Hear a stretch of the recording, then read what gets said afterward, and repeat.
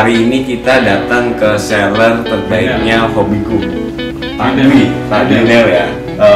Hari ini kita akan berbincang-bincang. Kita lihat galerinya, banyak banget galerinya. Lukisan, ada benda-benda antik, ada benda-benda vintage dan dokumen-dokumen juga. Kita ngobrol-ngobrol Pak Dwi. Pak Dwi, berapa lama Pak Dwi menggeluti bisnis hobi? Ya sebenarnya boleh dibuka ya, nggak apa-apa ya. Awalnya dari yang numismatik saya. Oke. Jadi numismatik itu tahun 2006. 2006. Awalnya numismatik ya. Oke. Tapi belum ke arah komersil. Oke. Nah, ketika komersil itu sekitar 2018 ketika saya keluar dari manajemen. Yeah. Jadi kerja di perusahaan. Oke. Terus kemudian secara nggak sengaja ya terus mengikuti, kalau punya teman-teman juga. Iya. Ini teman saya lama ini. Iya, Pak Agus ya. Agus. Ya kan. Jadi saya juga dengan Pak Agus salah satu sesepuh di antik dengan koleksi ya. Oke, Pak Dwi, kita kan terkena dampak pandemik nih. Untuk pedagang hobi dengan pedagang antik ini sangat terasa nggak dampak pandemik ini? Kalau menurut saya, karena saya itu bermain di online, jadi online itu menyebabkan terjadinya, saya punya pembeli baru. Upgrading pembeli itu saya lakukan karena saya bergerak di beberapa toko online, ya, sehingga bertemu dengan pembeli-pembeli baru. Ya. Jadi menurut saya kok nggak terlalu. Oh, nggak terlalu ya? Nggak terlalu ya? Di dunia hobiku, kecuali yang saya perhatikan itu di dunia wisata, kemudian di dunia makanan. Oke. Nah, itu yang berdampak sekali, imbasnya negatif. Datang ya, wisatawan. Iya, wisatawan. Terus kemudian, tapi kalau di hobiku kayaknya di dunia hobi itu saya kira nggak terlalu loh, menurut saya loh ini. Oke. Tapi silakan kalau ada yang mungkin berdampak karena mereka punya cara masing-masing. Kalau saya kan punya cara juga sendiri. Oke. Berarti pesannya adalah pandemik ini tidak akan berdampak ketika penjualnya mau online, mau mengikuti perkembangan digital. Ya kan, bahwa perkembangan digital itu penting. Oke. Termasuk dunia baru adalah hobi. Oke, jadi sangat terbantu nih ada hobiku. Udah berapa lama nih kerjasama dengan hobiku? Ya semenjak baru muncul hobiku saya sudah sadar. Jadi sadar marketplace. Udah sadar marketplace. Sadar marketplace karena kalau saya loh, itu adalah kebutuhan, bukan dari hobiku yang mengajak saya, tapi saya sendiri sadar bahwa ini peluang gitu. Ya. Jadi ada satu kata yang bagus itu adalah manfaatkanlah peluang sekecil apapun untuk mendapatkan sesuatu hal yang amin. Jarang sekali kita ketemu pedagang antik ya kan, rata-rata mereka masih konvensional market, masih buka galerinya di pagi hari, tunggu orang datang ya kan. Dampak pandemik wisatawan juga nggak datang, jadi mereka agak kesulitan. Ya, karena dunia offline itu di masa akan datang itu saya kira akan tergerus dengan waktu lah, dengan waktu dan dengan kondisi, karena dengan dunia offline itu kan hanya istilah kalau orang Jawa bilang itu kan adang-adang kalau orang Jawa bilang. Tapi kalau dunia online itu kita tidak tahu orang melihat barang kita. Oke. Berarti penjualan online memang sangat kekinian banget, sangat dibutuhkan banget oleh penjual antik atau koleksi. Cuma kalau di dunia offline yang saya hanya butuhkan adalah mungkin suatu saat itu adalah tempat titik di mana kita bertemu, memang harus ya. Sekarang dunia sudah digital ya. memang harus ada. Jadi lokasi titik itu kan adalah sebuah kepercayaan. Ya, kepercayaan juga. Terus kedua, tempat gudang. Ya, otomatis. Ya, buat nyimpen daripada disimpan, dikoleksi, displaynya hanya di galeri ataupun di rumah, lebih baik di marketplace ya. Oke. Pak Dwi, tadi kan sudah bergabung di Hobiku nih, dengar-dengar katanya sudah menghasilkan jutaan, benar nggak? Iya, gitulah. Tangan dulu. Hobiku juga membantu lah. Iya kan? Ada beberapa perdagangan yang saya lakukan juga. Oke. Jadi saya kira kalau dari paparannya Pak Wahyu dari ke saya tadi itu melihat peluang ke luar negeri itu terlihat sekali dari jumlah persentase yang kunjungan. Yeah. Jadi nanti kuncinya kan di traffic. Yeah. Nah, mungkin itu. Oke, berarti kita akan bantu total nih buat Pak Dwi. Total ya. Amin. Pak Dwi bisa liatin nggak koleksi di dalamnya nih? Sorry, sebelum kita masuk situ, berapa produk yang sudah diupload di marketplace Hobiku? Di Hobiku saya terakhir itu 1.200 lebih.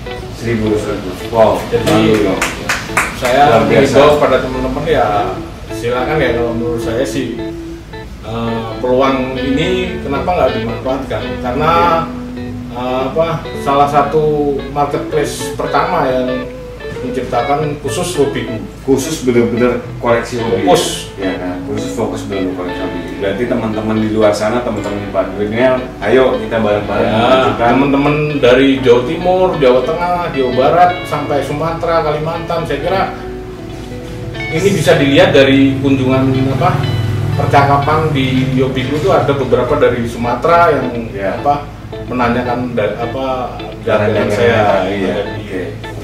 Oke. Kita lihat sekarang koleksinya Pak Dwi. Pak Dwi bisa dilihatin nggak koleksinya? Ya ini koleksi yang ini mungkin ya. Ini apa nih? Kita lihat koleksinya, galerinya Pak Dwi. Bisa terangin nggak nih? Bisa. Oke. Kalau ini lukisan orisinilnya karya Ki Joko Wasis yang di Jogja, pelukis Jogja. Ini? Ya. Wow. Beliaunya sebenarnya pelukis idealis, ada juga idealisnya. Karena lukisan ini walaupun hanya sebuah lukisan yang mungkin peminat seni itu melihatnya kurang, tapi monumen yang diciptakan di sini adalah sejarah Pak Ki Joko Wasis ketika perjalanan dari Jogja Jakarta. Ya. Setiap lokasi titik dia melukis. Oke. Nah, ini untuk perjalanan dari Kebumen Karanganyar jadi tahun 2008 melukis jalan kaki. Jadi dari ini adalah lukisan ketika dia sampai dari perjalanan Kebumen Karanganyar. Jadi sebelum sampai ke Jakarta sana, perjalanan Kebumen Karanganyar dia melukis ini, gitu loh. Nah ini makanya ini koleksi kesayangan saya. Ini koleksi kesayangan. Walaupun mungkin orang kalau menilainya ini hanya lukisan mudah ya. Tapi nilai monumentalnya yang diciptakan sama Ki Joko Wasis itu dia punya cita-cita gitu loh. Untuk perjalanan ke sana. Jadi ada, kalau orang Jawa bilang itu lelaku. Iya, ada lelakunya. Ada nilai lelakunya, iya. Ada perjalanan prihatin. Betul. Jadi masih hidup. Ya. Jadi dia melukis wajah Pak Jokowi itu setelah melalui ini perjalanan sampai di Jakarta, dia ngelukis wajahnya Pak Jokowi. Ini sama juga nih Pak Wasis. Ada nilai historisnya. Karena saya terus terang untuk sementara ini fokus di lukisan gitu. Makanya saya ada beberapa vintage radio yang mungkin atau barang-barang lain itu yang di belakang apa tuh yang menarik? Kelihatannya ada dokumen yang menarik Pak. Ada, bisa ceritain ya? Oke. Ya mungkin ini hanya daftar upah sih. Daftar upahnya Romusa. Jadi nilai sejarahnya ada, makanya saya berikan figura. Ya mungkin barang ini menurut yang lain hanya barang sepele, tapi menurut saya sejarahnya tinggi ya. Karena di sini menunjukkan bahwa dulu itu Romusa itu ada, nggak tahu ya saya kejadiannya seperti apa, mungkin pada saat dulu nggak digaji, tapi belakang tahun sekitar tahun 46 digaji ya Pak Agus gitu ya. Ada tambahan nggak menurut Pak Agus? Kalau sejarah Jepang sih nggak begitu mengalami 100% ya. Ya paling ya 30% lah, nggak begitu paham sekali. Paling ya seingatnya sih kalau surat menyurat itu biasanya kalau pada zaman Jepang itu pada zaman ya istilahnya kerja paksa ya. Ada satu contoh begini aja lah. si A mengirim beras dari Madiun ke Cilacap, lalu oleh pelantara Jepangnya itu biasanya itu ditahan, di stop, lalu di apa istilahnya kalau saya dicap atau ditindik lah. Beras itu entah nyampe harus dari si A ngirimnya sekilo, yang disampaikan kepada si tahanan hanya nyampe setengah kilo, biasanya begitu. Nah itu kalau seingat saya segitulah. Tapi minimalnya dokumen ini potret dari sebuah cerita bangsa Indonesia bahwa dulu pernah punya kontribusi dari penjajah Jepang ya. Saya punya beberapa, ini yang pemerintah Jepang ada, ini yang berbahasa Jepang, tapi ini berbahasa Indonesia. Jadi ini dokumen pemerintah Jepang yang berbahasa Jepang, ini dokumen pemerintah Indonesia loh, berbahasa Indonesia. Atau lagi juga sama itu yang biru, gitu loh. Jadi ada beberapa versi yang keluar, makanya saya simpan. Pertanyaannya adalah barang ini diupload nggak di Hobiku? Diupload. Satu-satunya marketplace yang punya barang nilai sejarah Indonesia ada hanya di Hobiku. Yang berhak semua orang koleksi. Betul lah. Oke. Ini satu lagi yang unik ya, kalau di Jepang itu biasanya tahunnya itu kan kalau Jepang masuk Indonesia tahun 42. Nah, kalau di sini ditulisnya biasa di dalam arsip, dokumen ya. Historinya itu 2602, 2603, 2604. Dia lebih sampai 04. Orang bingung. Loh, ini tahun apa ini? 26. Nah, itu kita jelasin, gini. Zaman Jepang dulu digunakan tahun seperti itu. Nah, menarik sekali ya. Ini fosil ini. Ini fosil ya. Fosil juga saya nyimpen. Fosil apa ini? Fosil mamut gajah dari Sangiran. Koleksi ini koleksi. Mantap. Jadi memang banyak sekali di galerinya Pak Dwi ini semua kategori ada di sini ya. Ada. Mau fashion, mau vintage, mau senjata Nusantara ya. Tradisional. Ada juga beberapa ornamen Chinese ya ada di sini juga. Oke nih, patung kebutuhan juga. Karena saya punya nilai komersil gitu, makanya saya simpan juga untuk dagangan lah. Karena saya pedagang. Nilai primitifan gitu. Timbangan ceko. Oke, Pak Dinel. Hari ini kita akan melakukan migrasi beberapa barang-barangnya Pak Dinel, sekitar 1.500 akan ada produk baru di Hobiku. Anda berkesempatan untuk mengkoleksinya, harganya dijamin relatif, ya kan? Karena Pak Dinel ini syarat pengalaman dan memang barang-barangnya sudah terkenal orsinil.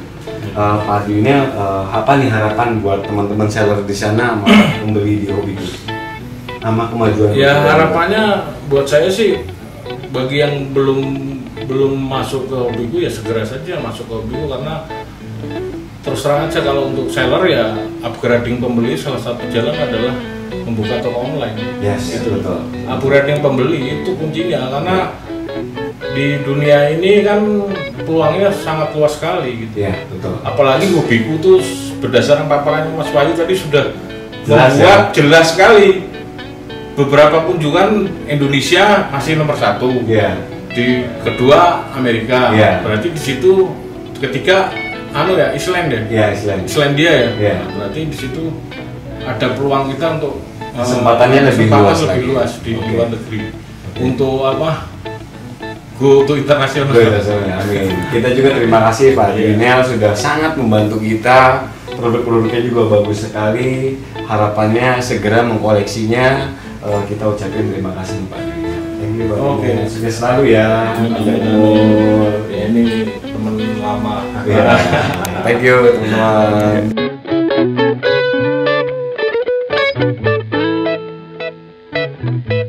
Yang paling seru banget selain koleksi antik dengan vintage dan beberapa lukisan, ini loh yang dikerjakan oleh Pak Dinel.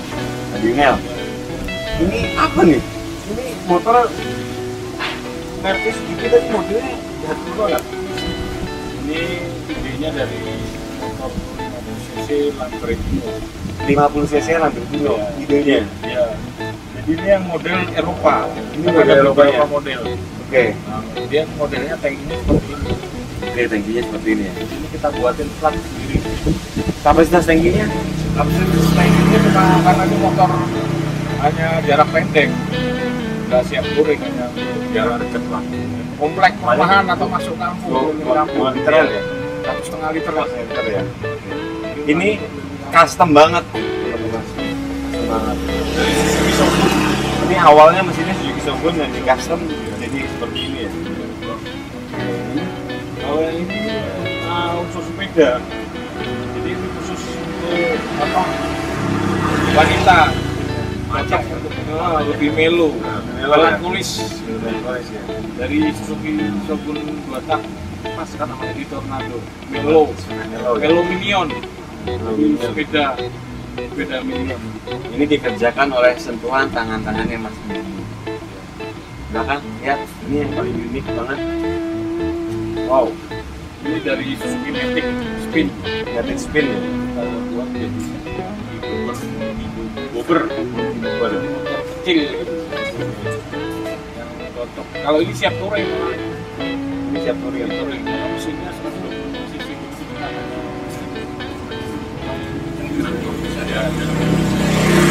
kalau baik motor atau komplek. Kalau teman-teman mau koleksi motor-motor yang sudah dimodifikasi sama Pak Dwi, kunjungi hobiku.com, pasti ada. Siap. Download siap. aplikasinya, Siap hobiku.com, menerima pasti ada. Ada murah nggak nih? Murah, bersahabat. Siap. Oke. Galeri Dwinel, mantap. Hobiku, jos.